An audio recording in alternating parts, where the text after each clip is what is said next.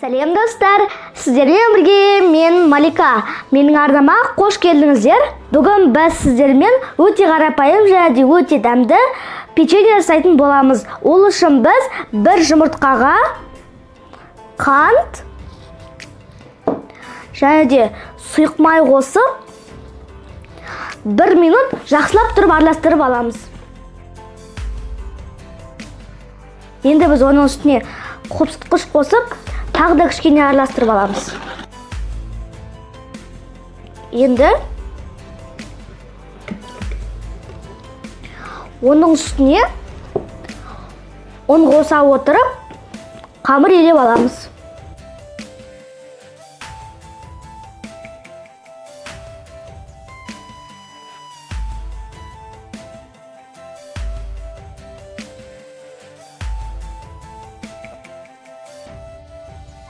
Мінекей достар, бізде осындай қамыр шықты.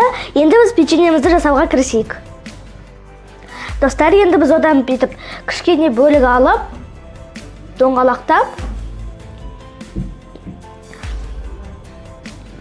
езіңкіреп, осындай формалар жасаймыз. Және де оның бетін бүйтіп қантқа батырып, противенға сала береміз.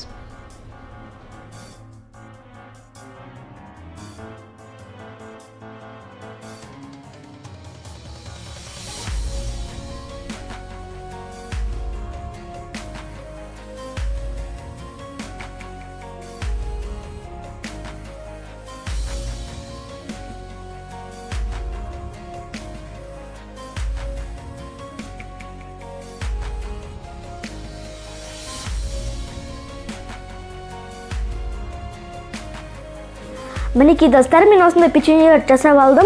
Егер де сіздерде жұлдызша сияқты форма болмаса, кесемен де немесе стаканмен де істей берсеңіздер болады. Астына пергамент немесе май жағудың да керегі жоқ. Енді біз бұны 180 градуста асты қызарғанша пісіріп аламыз.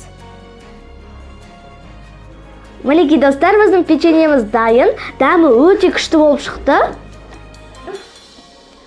Мінекей ортасы былай шыққан. Міндетті түрде жасап көріңіздер, өкінбейсіздер. Дәмі шынымен де өте күшті, ауызда ериді.